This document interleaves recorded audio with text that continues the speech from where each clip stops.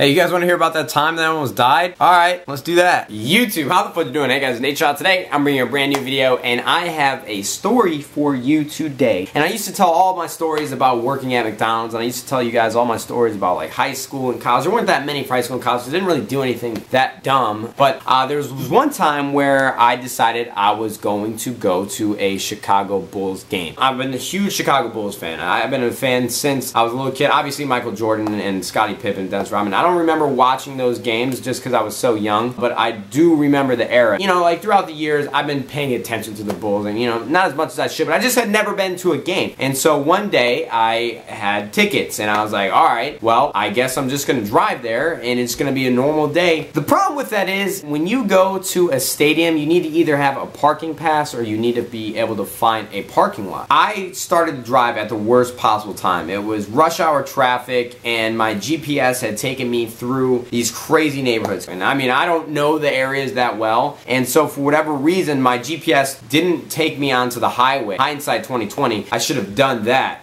But it took us like 2 hours to get to the city. For me, like, that was like an experience in itself. We get towards the stadium, the United Center, and it's just gridlock traffic. Like, you are not moving. It would, in that sense, like, we are already late for the game. Like, it was half a quarter had already happened. I was in a rush. I just wanted to get inside because I had never been to a Bulls game. We take a turn, and there are people standing in the middle of the streets handing out like passes, and I figured, okay, this must be for parking. I grabbed the ticket from the dude that's handing it to me through the window, and I didn't really hear what he said. I do know now because of what happened. So I take the ticket, the patrol officers are waving me in, I go into the parking lot, and I'm like, alright, well, this was easy enough. Finally, after like 2 hours of venturing through terrible neighborhoods and sitting in gridlock traffic, we are finally here. So we get out the car, start walking towards the stadium. Dude that handed me a ticket, and he's like, alright man, I need 50 bucks right now. And I'm like, wait, hold on. Back up. You need $50? And I have this phone case, and I've had this phone case for like the last 4 years, where I keep my credit card, my business card, and my personal ID, my driver's license, in the back of here. So I don't carry a wallet, and I haven't carried a wallet, like I said, in 4 years, so I didn't have any cash on me. I just used my card for everything. I told the dude, like, I don't have $50, because I didn't know that's how it worked. Like, I didn't know he was giving me a parking pass and then coming to get the money from me. So this guy was basically just scalping parking tickets, and which was good for me because my car was parked now, but I didn't have any money to give him. So this dude starts getting pretty aggressive with me. He's like, listen man, I need the $50 right fucking now, and if you don't give it to me, you're gonna have a problem. So I'm sitting here thinking like, oh,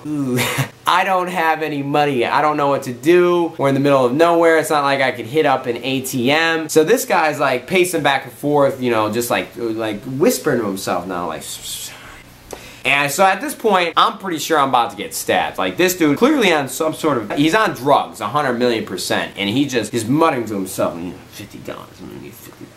So I'm thinking, holy shit, what do I do? Like, I had no idea what to do. I don't have any experience in the city. I really, like, for the most part, you know, now that I'm 22 years old and I've been to a lot of different countries, I've traveled a lot of different places, you know, I'm a little more aware of my surroundings. I'm pretty street smart at this point. Back then, I had no idea what to do. I'm over here like, am I gonna have to fight this guy? I don't got any protection. I don't got a blade on me, nothing. I don't know what to do. So this guy gets in my face again, and he pushes me, and I'm like, oh man, what? So I start getting a little loud. Thankfully, I'm not gonna say that I'm a bitch, but I don't know what I would have done in that situation if, like, the police officer that was like kind of patrolling the area didn't come over and kind of push this guy away and tell him to get out of my face. So I would have had a fight like a coked out ticket scalper that probably wanted to kill me because I didn't have his $50. Police officer was mediating the situation, and he's asking me like what happened. He's asking him what happened. He's like, I need my motherfucking money. I need my $50 right now, or I'm gonna kill this kid. Oh dude, I was in a really bad spot. So I told the guy, listen man, I'll go to the ATM in the stadium and I'll give you your money, and I'll give you extra money after the game. Let me go in the stadium, I'll get the money, I'll bring it out to you after the game, and we'll be all good. Finally, after like 3 or 4 more minutes of this guy just